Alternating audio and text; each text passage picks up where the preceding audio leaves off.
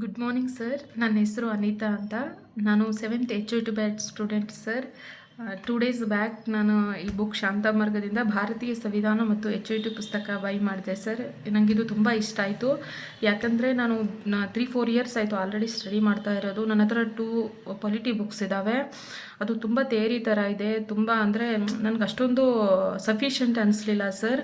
But ಇದರಲ್ಲಿ ನಾನು ಏನು ಮಿಸ್ಟೇಕ್ ಮಾಡಿದ್ದೀನಿ ಅನ್ನೋದೆಲ್ಲ ಪ್ರತಿಫಲಿಸ್ತಾ ಇದೆ ಸರ್. ಅಷ್ಟೊಂದು ನೀಟಾಗಿ ನೀವು ಅರೇಂಜ್ ಮಾಡಿ ಕೊಟ್ಟಿದ್ದೀರಾ. ಅದಕ್ಕೆ ಇದ್ರ ಬಗ್ಗೆ ನನಗೆ ಒಂದೆರಡು ಅನಿಸಿಕೆ ಹೇಳಬೇಕು ಅನ್ನಿಸ್ತು. ಅದಕ್ಕೆ ಈ ವಿಡಿಯೋ ಮಾಡ್ತಾಯಿದ್ದೀನಿ ಸರ್. ಸ್ಟಾರ್ಟಿಂಗ್ ಇಂಡೆಕ್ಸ್ ಆಗೋಣ. ಪ್ರತಿ ಚಾಪ್ಟರ್ದು ಫಸ್ಟಲ್ಲೇ ಒಂದು ವ್ಯಾಖ್ಯಾನ ಕೊಟ್ಟಿದ್ದೀರಾ ಸರ್. ಇದು ನಮಗೆ ಈ ಪಾಠನ ಓದೋಕ್ಕೆ ತುಂಬ ಇಂಟ್ರೆಸ್ಟು ಅಥವಾ ಇನ್ವಾಲ್ವ್ಮೆಂಟ್ ತೋರಿಸುತ್ತೆ ಸರ್. ಯಾಕಂದರೆ ಅಷ್ಟೊಂದು ಪದಗಳ ತೂಕ ಇದೆ ಸರ್. ಒಂದು ಓದ್ತೀನಿ ಸರ್.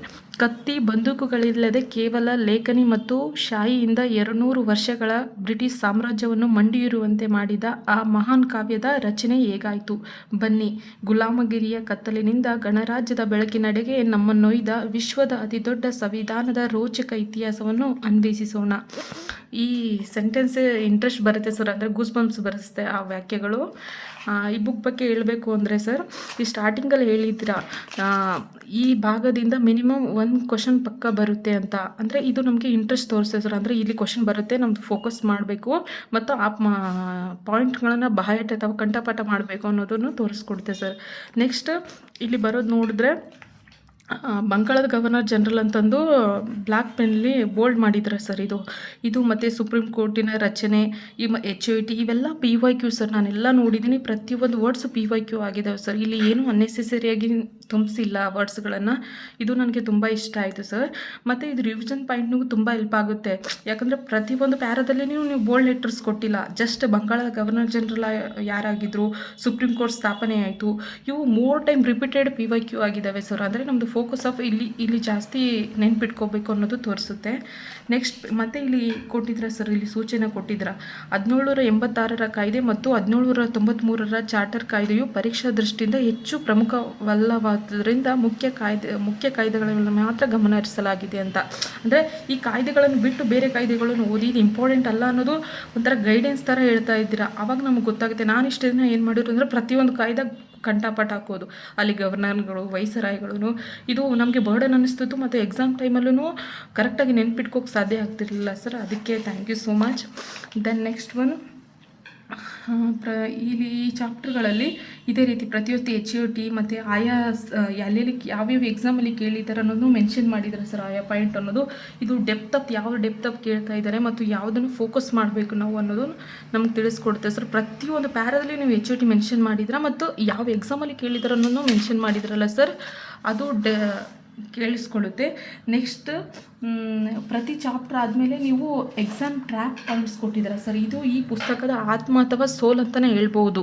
ಯಾಕಂದರೆ ನಾವು ಏನು ತಪ್ಪು ಮಾಡ್ತಾ ಇದ್ದೀವಿ, ಏನು ಕನ್ಫ್ಯೂಸ್ ಆಗ್ತೀವಿ ಅನ್ನೋದು ನಮ್ಮ ಎಕ್ಸಾಮಲ್ಲಿ ಕುಂತಲ್ಲೇ ಗೊತ್ತಾಗುತ್ತೆ ಸರ್. ನಾನು 2-3 ಟೈಮ್ಸ್ ಇದೇ ಕ್ವಶನ್ಗೆ ಮಿಸ್ಟೇಕ್ ಮಾಡಿದ್ದೀನಿ ಎಕ್ಸಾಮ್ ಟೈಮಲ್ಲಿ.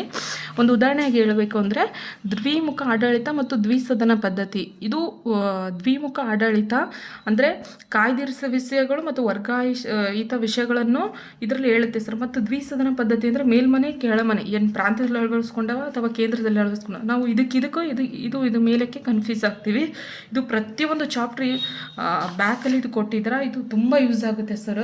ಜಸ್ಟ್ ಇದೊಂದು ಓದಿದ್ರೂ ನಾವು ಬಿಫೋರ್ ಸ್ಟೂಡೆಂಟ್ ಯಾರಾದರೂ ಇದ್ರೂ ಕನ್ಫ್ಯೂಸ್ ಆಗೋಲ್ಲ ಸರ್. ನೀಟಾಗಿ ಕವರ್ ಮಾಡ್ಕೋತೀವಿ. ನೆಕ್ಸ್ಟ್ ಆಗೋಣ. ಮತ್ತು ಮೇನ್ಸ್ ಕ್ವಶನ್ನು ಕೊಟ್ಟಿದ್ರೆ ಸರ್ ಆ ಟಾಪಿಕಿಂದ. ಅಂದರೆ ನಮ್ಗೆ ಗೊತ್ತಾಗಲ್ಲ. ಯೂಸ್ವಲಿ ಸ್ಟಾರ್ಟಿಂಗ್ ಹೋಗಿ ಓದೋರು ಆಗಿರ್ಬೋದು, ಎಲ್ಲ ಟಾಪಿಕ್ಗೂ ಮೇನ್ಸ್ಗೆ ಬರ್ಬೋದು, ಎಲ್ಲ ಟಾಪಿಕ್ನೂ ಪ್ರಿಲಿಮ್ಸ್ ಬರ್ಬೋದು. ಇಲ್ಲ ಇದು ಬಿಟ್ಟರೆ ನಾವು ಮೇ ಬಿ ಮಿಸ್ ಆಗ್ತೀವೇನೋ ಅಂತಂದು ಅನಿಸಿರುತ್ತೆ ಸರ್. ಬಟ್ ಇಲ್ಲಿ ನೀವು ಮೆನ್ಷನ್ ಮಾಡಿದ್ದಕ್ಕೆ ನಮಗೆ ಒತ್ತು ಕೊಟ್ಟಂಗೆ ಆಗುತ್ತೆ. ಅಂದರೆ 1935 ಭಾರತ ಸರ್ಕಾರ ಕಾಯ್ದು ಒಂದು ಒಕ್ಕೂಟ ಮತ್ತು ಸಂವಿಧಾನಕ್ಕೆ ಬುನಾದಿ ಹಾಕಿದೆ. ಇದು ಮೇನ್ಸಲ್ಲಿ ಕೇಳಿದ್ದಾರೆ. ಬಟ್ ಇದನ್ನು ನೀವು ಕಂಠಪಾಠ ಮಾಡಿನೂ ಅಂತ ಹೇಳಿದ್ದೀರಾ. ನೆಕ್ಸ್ಟ್ ಎಕ್ಸಾಮ್ ಟ್ರಾಪ್ ಆಗೋಣ. ನೆಕ್ಸ್ಟ್ PYQ ಕೊಟ್ಟಿದ್ದೀರಾ ಸರ್. ನೀವು ಎಲ್ಲ ರೀತಿ ಅಂದರೆ ಬೇಸಿಕ್ ಚಿಕ್ಕ PYQ ಕೊಡಲಾರ್ದೆ ಫುಲ್ಲು ಟಾಪ್ ಎಕ್ಸಾಮ್ಸ್ನ PYQ ಇಲ್ಲಿ ಕವರ್ ಮಾಡಿದ್ದೀರಾ. ಇದನ್ನು ಕೂಡ ನಮ್ಮ ಸ್ಟೇಟ್ ಎಕ್ಸಾಮಲ್ಲಿ ರಿಪಿಟೇಟಿವ್ ಆಗಿ ಬರುತ್ತೆ ಸರ್. ಇದು ಕೂಡ ತುಂಬ ಯೂಸ್ ಆಗುತ್ತೆ. ಅಂದರೆ ಬೇರೆ ಎಲ್ಲ ಕಡೆ ಸರ್ಚ್ ಮಾಡಬಲ್ದು ಒಂದು ಚಾಪ್ಟ್ರಿಂದ ಆ ಚಾಪ್ಟರ್ ಡೆಪ್ತ್ PYQ ನಮ್ಗೆ ಸಿಕ್ಕಂಗೆ ಆಗುತ್ತೆ ಸರ್. ದೆನ್ ಈ ರೀತಿ ಬಾಕ್ಸಸ್ ಮಾಡಿ ಕೊಟ್ಟಿದ್ರೆ ಅನ್ನೆಸೆಸರಿ ಯಾವುದೇ ಪದಗಳನ್ನು ಎಕ್ಸ್ಟ್ರಾ ಆ್ಯಡ್ ಮಾಡಿಲ್ಲ ಸರ್. ಇದು ಓದೋದು ಬರ್ಡನ್ ನಮಗೆ ಕಡಿಮೆ ಮಾಡಿಸುತ್ತೆ. ಮತ್ತು ಭಾರತ ಸಂವಿಧಾನದ್ದು ಸರ್ ಇದು ದೆನ್ ನೆಕ್ಸ್ಟ್ ಸರ್ ಇಲ್ಲಿ ಶಾಂತಪ್ಪ ಸರ್ ಸಲಹೆ ಅಂತ ಕೊಟ್ಟಿದ್ರ, ಇದು ಒಂಥರ ಮೆಂಟರು, ಒಬ್ಬ ಬ್ರದರು ಅಥವಾ ಸೀನಿಯರ್ ಹಾಸ್ಪೆಂಟು ನಮ್ಗೆ ಗೈಡ್ ಮಾಡ್ದಂಗೆ ಅನಿಸುತ್ತೆ. ಪರೀಕ್ಷೆಯಲ್ಲಿ ಸಂವಿಧಾನದ ಭಾಗಗಳು ನೇರವಾಗಿ ಕೇಳುತ್ತಾರೆ, ಆದ್ದರಿಂದ PYQ ಮಾದರಿಯಲ್ಲಿ ಓದಿ.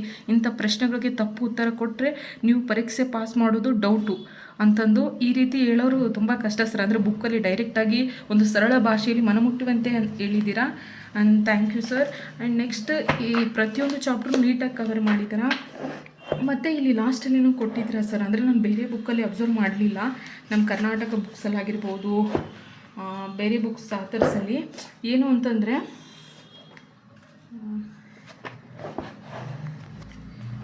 ಅಂದರೆ ಭಾರತ ಇತರೆ ವಿಷಯಗಳನ್ನು ನಾವು ಯಾವ್ಯಾವ ದೇಶದಿಂದ ಎರವಲು ಮಾಡಿದ್ದೀವಿ ಅಂದರೆ ಭಾರತ ಸಂವಿಧಾನದಲ್ಲಿ ಯಾವುದು ವ್ಯಾಖ್ಯಾನಿಸಲಾಗಿದೆ ಮತ್ತು ಯಾವುದು ವ್ಯಾಖ್ಯಾನಿಸಲಾಗಿಲ್ಲ ಅನ್ನೋದು ಇದು UPSC ಮತ್ತು KS ಲೆವೆಲಲ್ಲಿ ಕ್ವಶನ್ ಕೇಳ್ತಾರೆ ಸರ್. ಅಂದರೆ ನಾವು ಗೊತ್ತಿರಲ್ಲ ಈ ವಿಷಯಗಳನ್ನು ವ್ಯಾಖ್ಯಾನಿಸಿದಾರಾ ಇಲ್ಲ ಅಂತಂದು.